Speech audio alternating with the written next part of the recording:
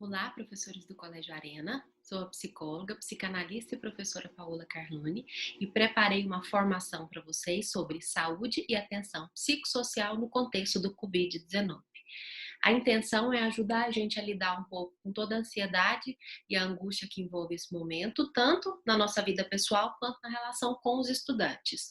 Já é um início de uma preparação para o momento que a gente for voltar para a sala de aula e vai lidar mais diretamente com as questões que se referem aos alunos, mas eu quis antecipar isso para a gente poder também pensar isso, que são os alunos nos procurando por outras vias, redes sociais, WhatsApp, né? Então, os alunos têm procurado os professores, os alunos têm entrado em contato, e a ideia de preparar essa formação é justamente para ajudar os professores a lidarem com essa angústia, porque em contextos como esse a gente prepara toda a equipe, né? A necessidade de ajuda na saúde mental aumenta e a gente acaba preparando toda a equipe para lidar com isso. Então, a formação é sobre saúde e atenção psicossocial no contexto do Covid-19. Então, a base teórica que eu utilizei vem da psicologia das emergências e desastres, uma área da psicologia que atua em situações de emergências, de desastres, de calamidade pública, tem uma experiência longa pelo mundo, né? Então, a gente tem atuação no Ebola, a gente tem atuação da psicologia em terremotos, a gente tem atuação da psicologia em situações de epidemias, em situações de tragédias, e a partir daí a gente já tem um referencial teórico pronto, que nos dá base para pensar momentos como esse. E aí eu listo para vocês e nas referências estão os links especificamente dos textos que eu usei, né? Então, a Fiocruz é uma das minhas principais referências, o IASC é uma outra referência importante, a UPAS, o Conselho Federal de Psicologia, o Ministério da Saúde e a OMS. Então, essas são as principais referências, são referências muito importantes nesse momento, porque trazem conteúdos fundamentais. A gente vive um momento de muita informação, que a gente chama de fake news, né? Muita informação errada, muita informação que não é a informação correta para se utilizar nesse momento. Esses são sites oficiais, sites confiáveis, nos quais a gente pode se basear para fazer pesquisa. Então, o contexto que a gente está trabalhando é o contexto da pandemia, né, da doença Covid-19, causado pelo novo coronavírus. Então, o nome da doença é a Covid-19 e ela é causada, né, pelo coronavírus, né, SARS-CoV-2, como ele foi nomeado. A gente vive um momento absolutamente singular nas nossas vidas e não nos preparamos para ele. Então, esse é um primeiro ponto para a gente pensar. A gente não está numa situação comum, a gente não está no nosso cotidiano, e tentar avaliar esse momento com o cotidiano que estamos habituados é um erro, porque esse é um momento absolutamente diferente. Não é possível negociar, então, com os fatos da realidade, isso nos angustia muito, então essa realidade está dada, esse fato não tem como modificá-lo, né? O Covid está aí e ele ameaça e tem uma série de mudanças, uma série de transformações, então não tem como negociar com isso, isso acaba nos angustiando. Essa mudança repentina causa muita ansiedade e angústia, não nos planejamos, não nos preparamos, não nos organizamos para isso, a gente está pegando o bonde andando, né? De repente, uma epidemia que começou lá na China chegou aqui. Durante muito tempo nós não nos atentamos ao fato de que iria chegar, né? Começou no início desse ano, lá na China, e a gente tinha notícias de quanto aquilo estava aumentando, quanto estava crescendo, as providências que eles estavam tomando, chegando em outros países, até que chegou no Brasil, especificamente aqui em Goiânia. Então a gente não se preparou para isso, a gente não se organizou para isso, a gente não imaginava que isso ia acontecer. Me lembro que 2 dias antes, 3 dias antes, na sexta-feira, né, antes da suspensão das aulas, a gente conversava no colégio, Brasília já tinha suspendido as aulas, e a gente pensava, a Goiânia não vai fazer isso. E 3 dias depois, a gente teve a suspensão. Então, foi para nós muito repentino, a gente não imaginou que seria dessa maneira. Não há perspectiva de quando ou como isso vai acabar, o que piora muito a angústia. E há uma dificuldade, então, em encontrar soluções, porque a gente tem que se adaptar a algo novo. Nós, professores em especial, a gente tem que se adaptar a um novo jeito de trabalhar, um novo jeito de acessar esses alunos. Então, o contexto não é um contexto que favorece a nossa saúde mental, é um contexto que piora, que agrava sintomas e que, inclusive, faz surgir sintomas. Então, esse é um ponto importante para a gente pensar. Nesse sentido, eu quero trazer um dado para você, né, sobre saúde mental pré e pós-desastres, epidemias e conflitos. Esses dados são do IASC, depois, se vocês quiserem, eu disponibilizo esse material em PDF, mas nas referências tem o link, né, tem onde vocês conseguem baixar. Vamos lá. Em pré-desastres, em pré-epidemias, em pré-situações de calamidade pública, né, de situações tensas como essa, cerca de 87% da população tem dificuldades cotidianas sem problemas de adaptação. Então, todos temos problemas. 87% da população, ou seja, resolvemos esses problemas com os recursos do nosso dia a dia. Vamos lá, no outro quadrinho. Em situações pós-desastres, 70% da população tem dificuldades cotidianas sem problemas de adaptação. Então, esse número diminui. Antes das epidemias, antes de uma situação como essa, 87% da população resolvia seus problemas sozinhos. Numa situação como essa, 70% da população resolve seus problemas sozinhos. Então, a gente tem um aumento aí de 17% de pessoas que não conseguem lidar com a própria angústia, com a própria ansiedade, com o próprio medo, da maneira como lidava antes. Então, 10% da população, né, apresenta aí problemas psicológicos com necessidade de ajuda profissional, situações pré-emergências. Nas situações pós-emergências, 20 a 25% da população apresenta problemas psicológicos com necessidade de ajuda profissional. Em situações pré-emergências, 2 a 3% da população desenvolve transtornos mentais mais graves, como transtornos psicóticos, ideação suicida, transtornos mais agravados que precisam de uma ajuda especializada, uma ajuda psiquiátrica, às vezes até a entrada por meio da medicina com os medicamentos. E numa situação pós, 3 a 4% desenvolve transtornos mentais graves. Então, perceba uma coisa interessante nesses dados do IASC. Os transtornos mentais mais graves aumentam em torno de 1%, enquanto que os transtornos mais leves, né, os problemas psicológicos, não vou usar a palavra transtorno, não ficou boa aqui, os problemas psíquicos, eles que necessitam de uma ajuda, eles aumentam de 10% para 20% a 25%. Então, quase 30% da população vai precisar de algum tipo de ajuda. Isso é muito importante. Vamos pensar no universo dos nossos alunos. Se normalmente 10% dos nossos alunos precisam de ajuda, numa situação como essa, cerca de 30% dos alunos vão precisar de ajuda. Nesse sentido, a gente capacita todos os profissionais que vão lidar com os alunos, que é o meu objetivo aqui, né? Todos os profissionais que vão ser linha de frente. Antes, eu vou trazer para vocês uns dados da Fiocruz. Olha só esses dados. Durante uma pandemia, é esperado que estejamos frequentemente em estado de alerta, preocupados, confusos, estressados e com sensação de falta de controle frente às incertezas do momento.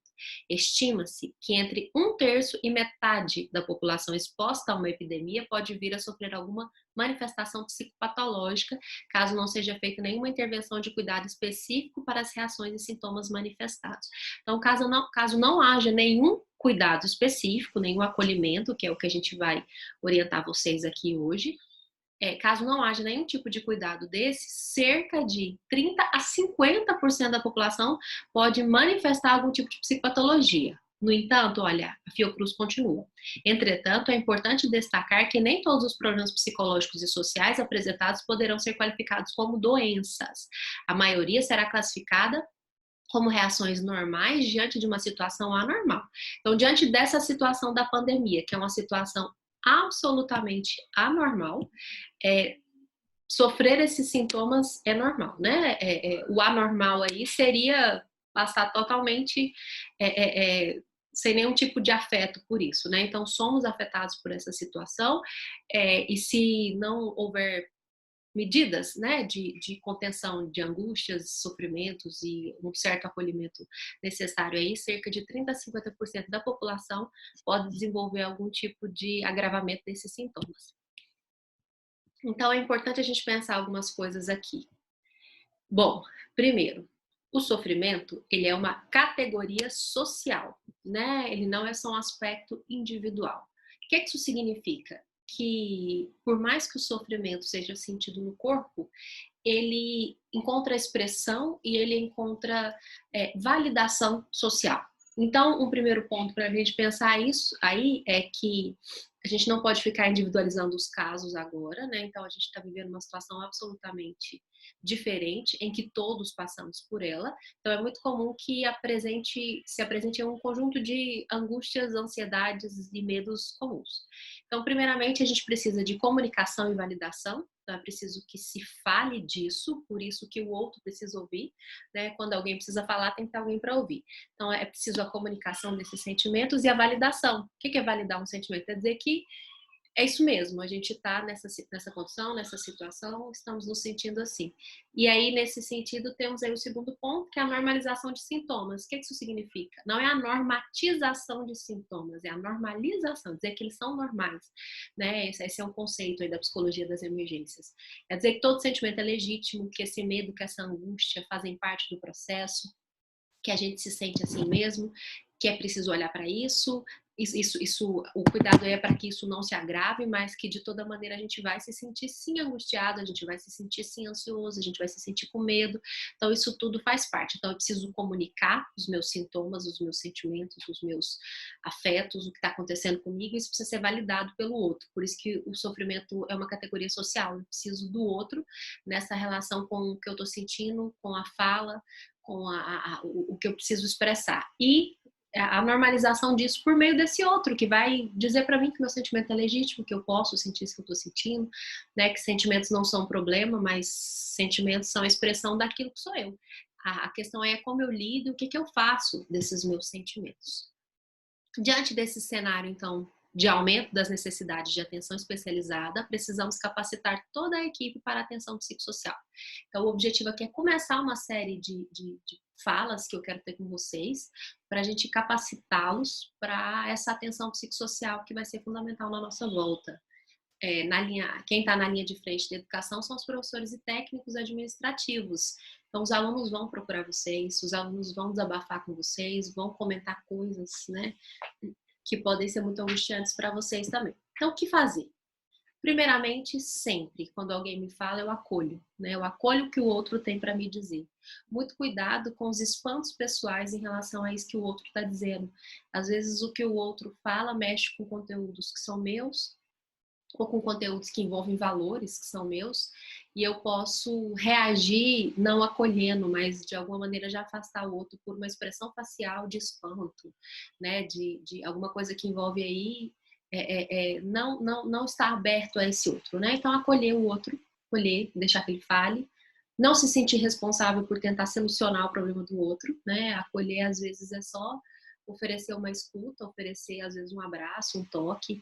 Nesse momento a gente não vai poder se abraçar e se tocar, né? Isso vai se aplicar somente às pessoas que moram com você na sua casa, mas ao outro às vezes a escuta ali, o acolhimento, ele funciona como um toque, né? À medida que você se oferece enquanto corpo para acolher aquilo que o outro está te dizendo, às vezes o acolhimento que ele não encontrou em lugar nenhum, tentou falar com familiares, com amigos, né? Às vezes ele quer te dizer de uma situação que ele está vivendo, de um sonho que ele está tendo, de um sentimento, de um desejo, e alguma coisa que ele mesmo está espantado, e dependendo da maneira como ele te conta, se você se espanta, você está afastando esse outro, né? Então é importante validar o sentimento, dizer que a gente se sente mesmo de diversas maneiras numa situação como essa, acolhendo. Acolher e escutar, né? É o segundo item que tem aí. O que fazer é justamente a escuta. Por quê? Porque a escuta ela é fundamental, e escutar envolve ouvir o outro inteiramente, né? Ouvir o outro prestando atenção nesse outro, ouvir o outro sem os seus juízos, né? Ouvir o outro com o ouvido desse outro, não com o seu, né? Com seus valores, ouvir o outro a partir do que o outro tem para te dizer. E nesse sentido, cuidado com conselhos. Não que conselhos não sejam importantes, é claro que conselhos são importantes, né? Conselhos envolvem aí a relação de uma tradição entre aquele que viveu uma experiência anterior e tem uma relação maior com aquela vivência, com aquela experiência, e um outro que está chegando agora. Então, por exemplo, em relação ao vestibular, vocês professores têm anos de experiência, né, com aulas para pré-vestibulandos, e é fundamental alguns conselhos, sim, para os alunos em relação a como passar no Enem, como fazer uma prova. No entanto, numa situação como essa, eu peço que tomem muito cuidado com os conselhos, porque nem sempre o que a gente está precisando é ouvir um conselho, às vezes o que a gente está precisando é falar.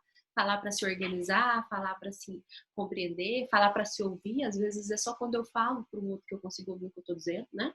Nesse sentido, é fundamental formar uma rede de apoio e nós, escola, somos rede de apoio, somos rede de apoio fundamental. Às vezes a família está tão angustiada e não está dando conta de tudo isso e o adolescente recorre à escola, né? Seja por meio agora, né, no isolamento social das redes sociais, do WhatsApp, de um jeito de tentar acessar o professor, ou seja, depois presencialmente falando uma coisa, ou até em sala de aula, escutem também o que os alunos dizem durante as aulas, né? Às vezes parece uma interferência, uma interrupção, atrapalhou minha aula, mas ele está querendo comunicar uma coisa. Se você não tem condições de ouvir, aí sim, né, o último item, encaminhamento em casos necessários, eu vou especificar quais são os casos necessários daqui a pouco, e também, se eu não consigo, né? Se eu não dou conta de jeito nenhum, se para mim tá muito difícil ouvir isso, aí sim eu encaminho. E aí, como proceder? Buscar rede de apoio e ser rede de apoio, solidariedade e fortalecimento das relações neste momento. Então, busque a sua rede de apoio. Eu tenho me colocado à disposição dos professores, caso alguém precise conversar, caso alguém precise de alguma orientação. Então, busque uma rede de apoio e também se coloque como rede de apoio, né? Então, a gente precisa fortalecer as nossas relações e a solidariedade nesse momento. Transparência nas informações sempre, mesmo se elas forem doloridas. Então, é fundamental num momento como esse que todo o grupo seja muito claro e muito transparente. A gente precisa ser sincero com os nossos alunos, a gente precisa ser sincero com os nossos familiares, né? Todo o processo precisa ser muito transparente. Mitigar rumores e fake news, se abastecer de informações corretas. A gente está tendo muitas notícias falsas, né? As chamadas fake news. Muito cuidado com essas notícias e, fundamentalmente, nós professores precisamos esclarecer que se trata de uma mentira, né? A gente precisa reforçar a ideia do discurso científico, da ciência, dos fatos científicos e afastar essas ideias que envolvem as mentiras, né? As ideias que estão trazendo muito mais confusão do que ajuda.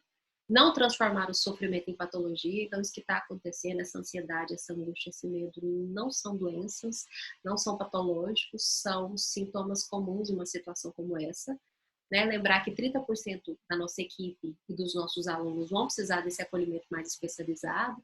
Então, às vezes, a gente vai precisar se acolher ali na sala dos professores, né? Ou numa outra situação em que um professor possa dizer para o outro o quanto está difícil. Nesse momento, agora, a gente tem o recurso das redes sociais, a gente tem o recurso das possibilidades de se comunicar pelas tecnologias e quando a gente voltar a se encontrar, isso também vai ser muito importante. Uma equipe adoecida e amedrontada contagia os alunos com esses afetos. Então, é fundamental que a equipe esteja bem. E para a equipe estar bem, a equipe precisa cuidar de si. A equipe precisa se olhar, precisa perceber o que está acontecendo. Então, muito cuidado para não deixar os seus afetos, os seus sentimentos, suas angústias, seus medos se tornarem uma bola de neve. Muito cuidado para achar que está dando conta de tudo, enquanto na verdade talvez não esteja, né? Fique bem atento a isso. E aí, quais os cuidados? Cuidado com o estigma da doença, né? Nomear as pessoas pela doença ou como aquela que adoeceu os outros. Então, fulano teve o Covid, né? Então, muito cuidado com o estigma que isso traz. Nossa, fulano teve um parente que morreu do Covid, né? Então, muito, muito cuidado mesmo. Isso é o estigma que marca essas situações. Estigmas são sempre ruins. Nesse caso, a gente tem que tomar muito cuidado com os estigmas relacionados a quem tem ou a quem teve, quem está próximo de alguém que tem a doença. Não sabemos em que contextos vamos voltar, então talvez pessoas próximas podem ter sido muito atingidas, então mais perto. Quando a gente for voltar, vai estar mais claro o cenário para nós, né? Por enquanto, aqui em Goiânia, a situação está bem controlada, então não está tão complicado assim para nós. Por enquanto, não está tão próximo da maioria de nós, né? Mas quando a gente voltar, a gente não sabe como é que vai estar. Dependendo como é que for, eu vou fazer uma nova fala com vocês para a gente organizar isso.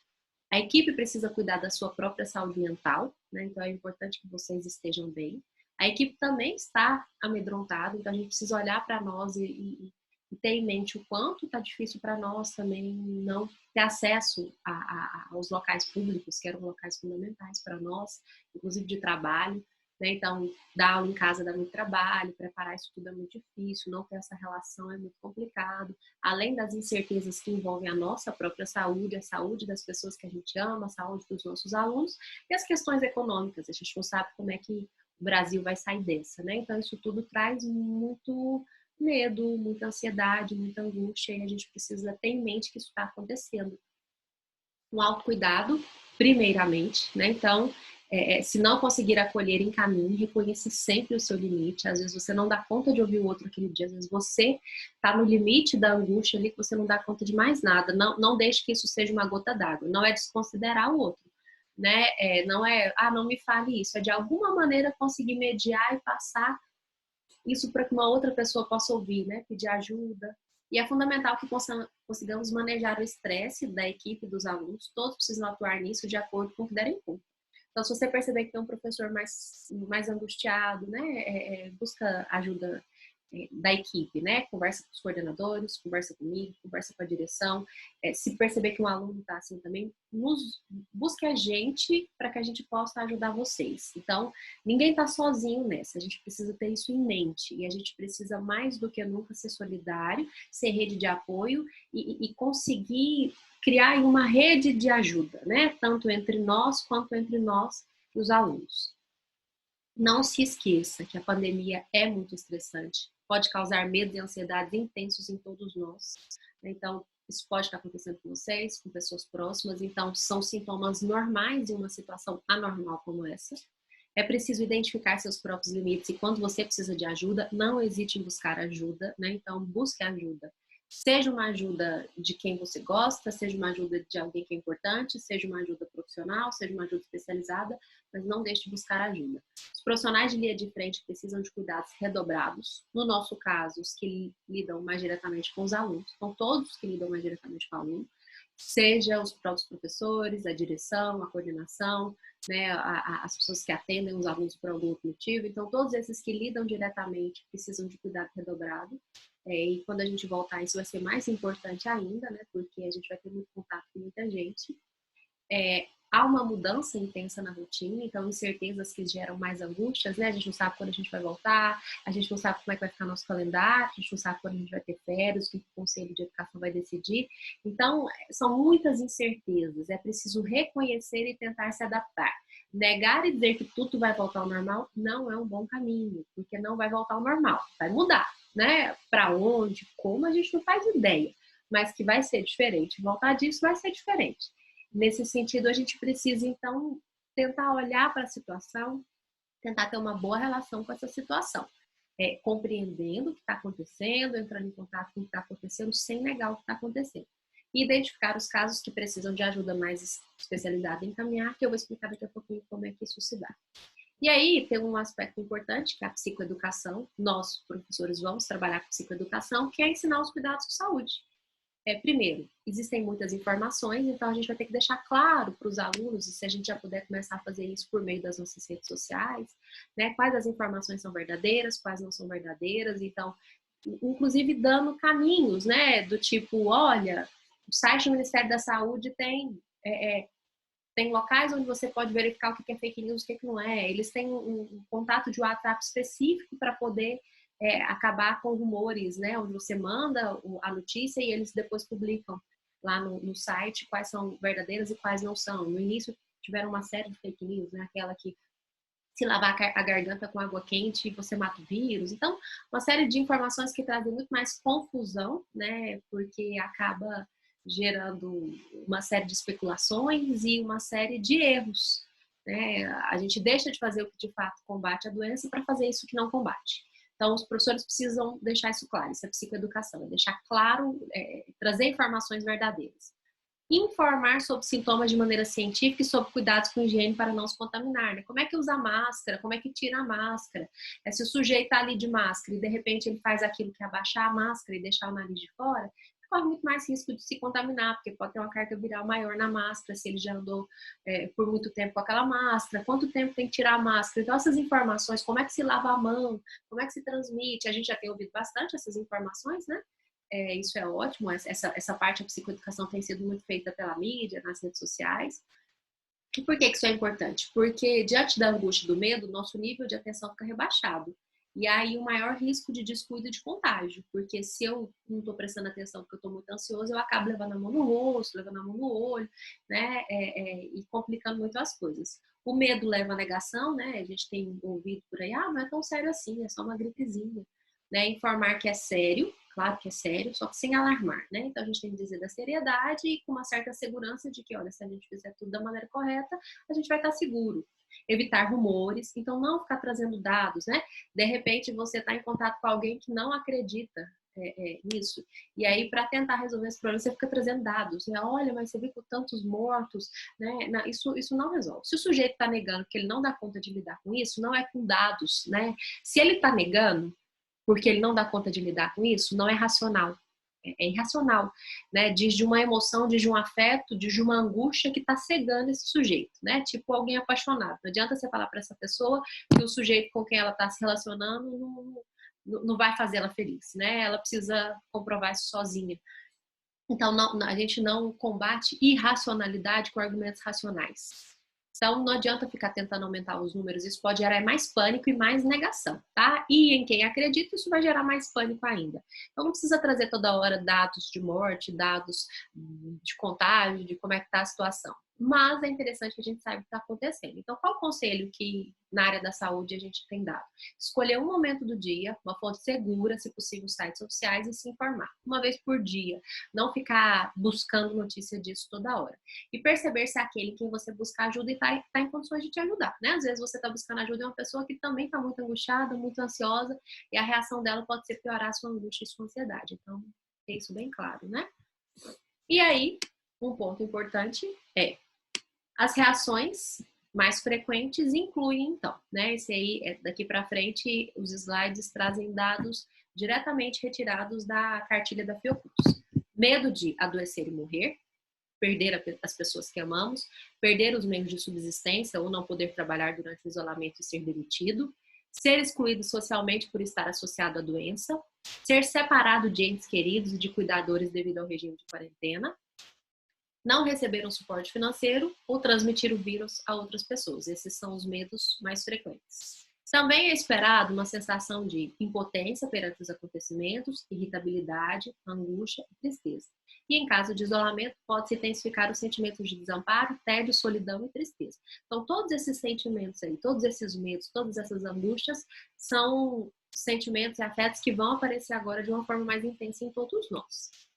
Entre as reações comportamentais, então aqueles são os sentimentos. Quais as consequências enquanto comportamento, né? Então, entre as reações comportamentais mais comuns estão alterações ou distúrbios de apetite, falta de apetite ou apetite em excesso, né? Então, sintomas anorexos, bulímicos ou compulsões alimentares podem aparecer agora. Alterações ou distúrbios do sono, né? Insônia, dificuldade para dormir ou sono em excesso, né? Pesadelos recorrentes, né?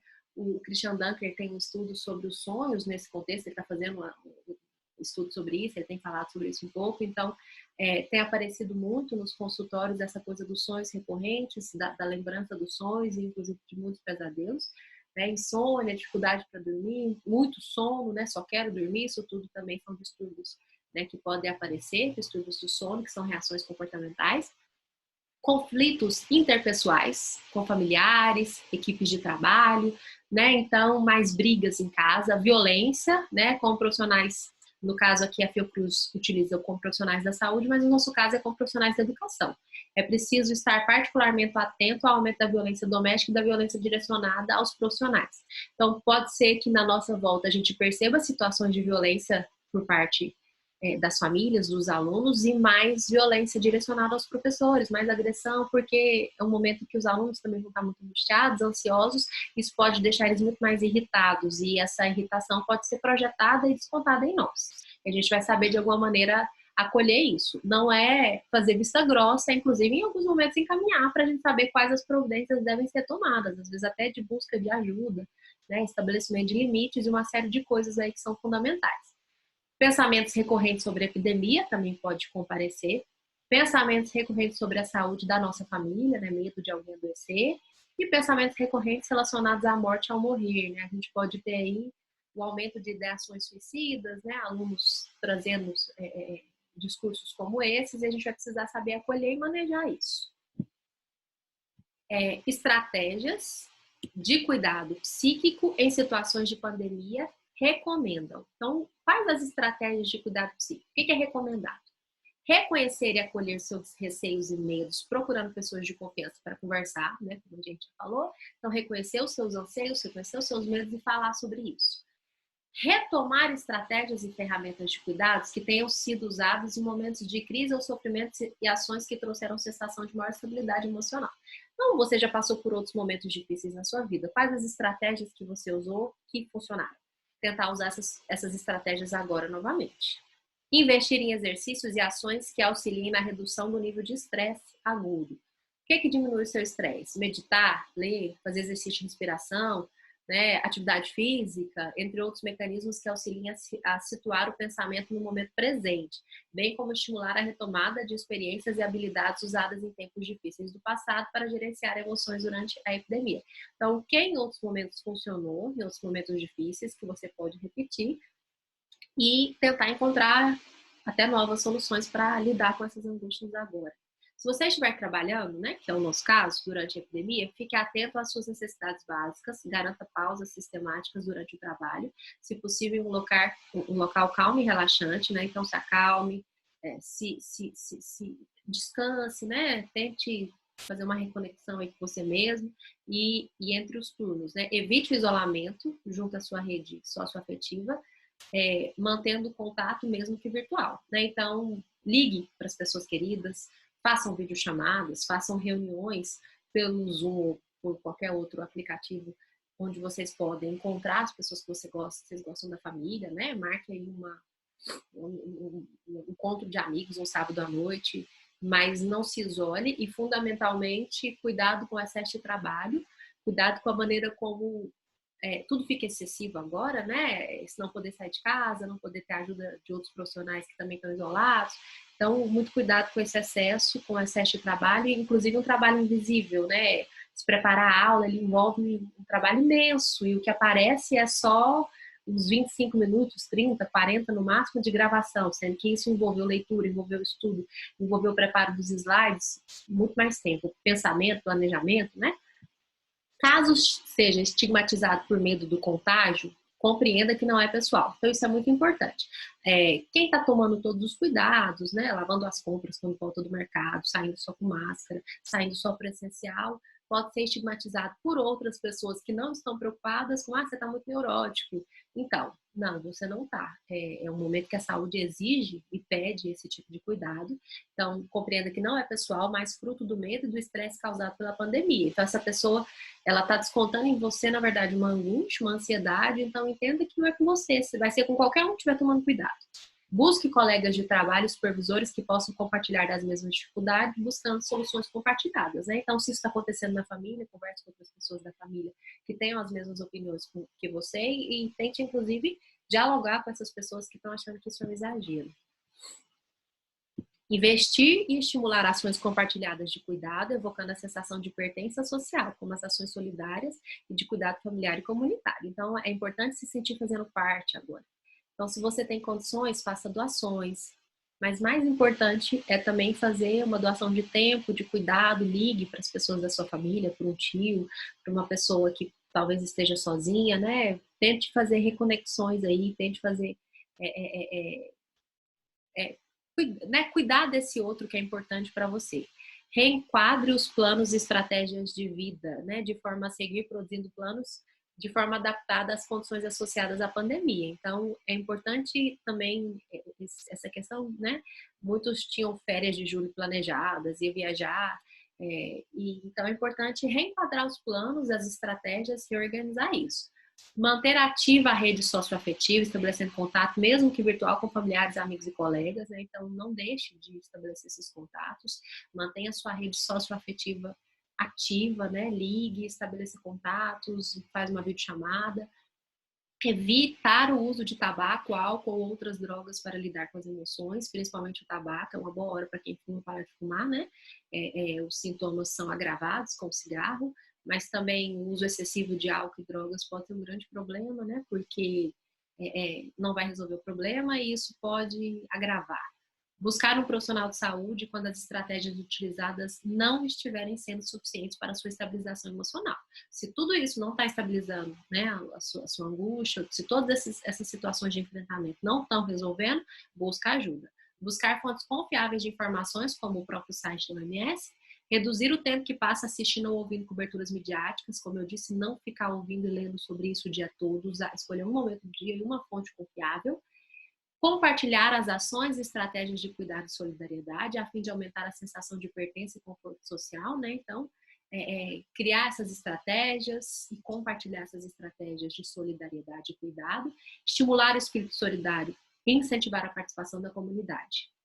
Caso as estratégias recomendadas não sejam suficientes para o processo de estabilização emocional, busque auxílio de um profissional de saúde mental e atenção psicossocial para receber orientações específicas. Então, caso tudo isso não esteja resolvendo, aí sim, ajuda especializada. Agora, alguns critérios, então, para determinar se uma reação psicossocial considerada esperada está se tornando sintomática e precisará ser encaminhada. Então, em quais casos eu vou precisar encaminhar um aluno, alguém da minha família ou a mim próprio? Os sintomas estão persistentes, né? Lembra que eu falei de alguns sintomas comportamentais, né? Os medos e etc. Estão persistentes, não passam. Então, já é uma coisa para eu ficar atento. O sofrimento está muito intenso, você não está dando conta de lidar com ele. Complicações associadas, por exemplo, conduta suicida. Então, se está tendo ideação suicida, também é uma situação para encaminhar. A gente não tem que lidar com isso que é da ordem da vida, né? Isso aí precisa de uma ajuda especializada, que muitas vezes precisa até ser medicada. Comprometimento significativo do funcionamento social e cotidiano. Então, se está tendo um comprometimento da sua vida, você não está dando conta de levantar para fazer o seu trabalho. Suas aulas estão ficando péssimas na sua visão, né? Não na sua visão criteriosa, numa visão realista.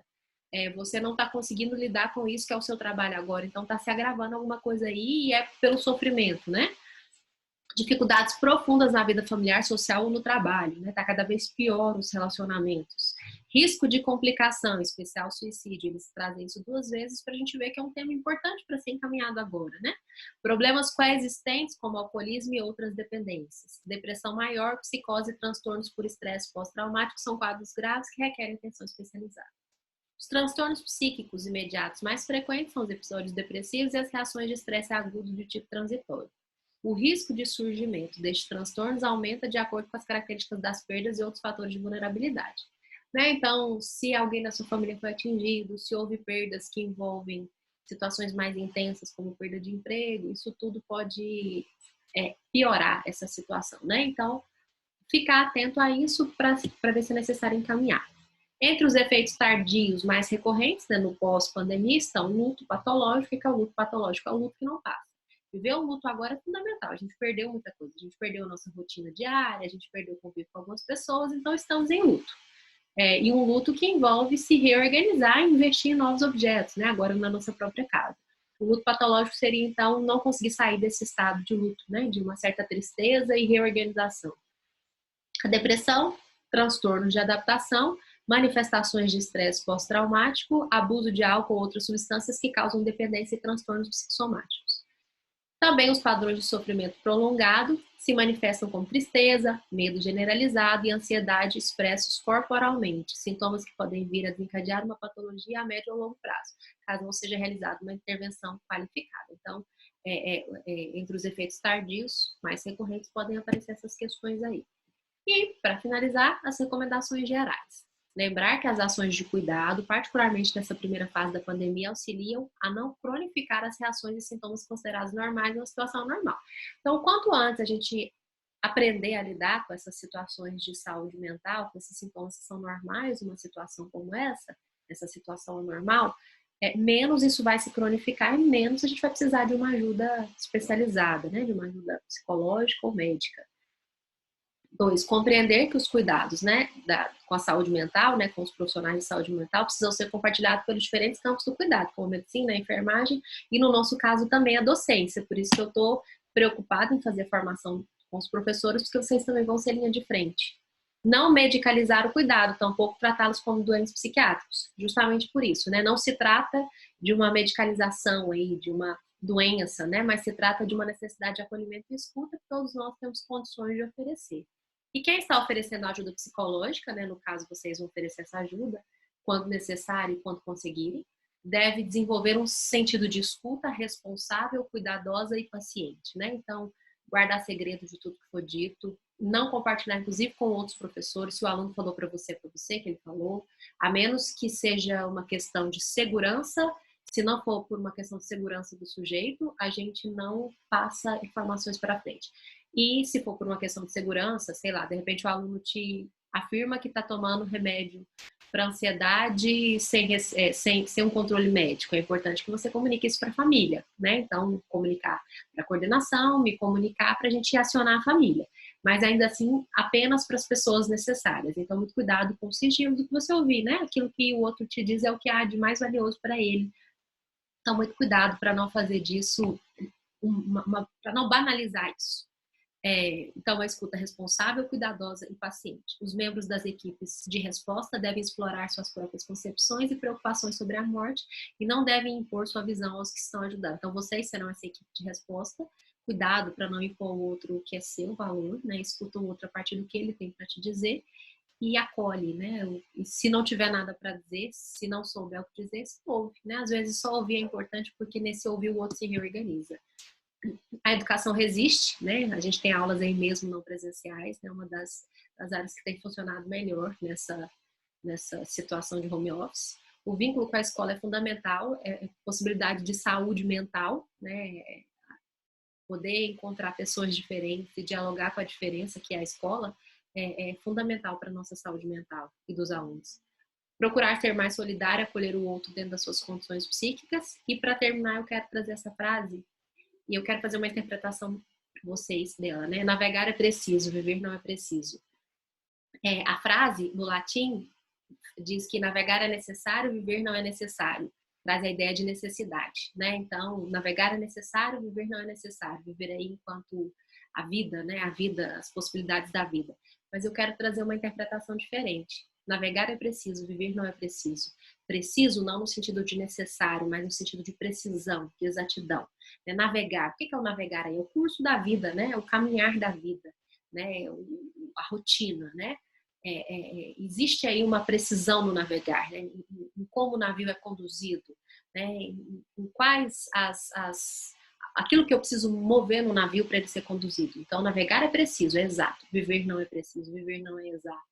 Né? Dentro do nosso planejamento, nesse momento estaríamos presencialmente nos encontrando, estaríamos na nossa rotina planejada para esse mês, né, do ano de 2020. Mas a vida não é precisa, a vida não é exata, a vida muda o curso. E a gente precisa se adaptar a esse novo curso, né? Então, navegar é preciso, é exato. Viver não é exato. Né? E eu deixo para vocês essa frase para a gente ter em mente que a vida sempre muda, a vida sempre se reorganiza, a vida sempre se desloca, a vida sempre vai para outro rumo.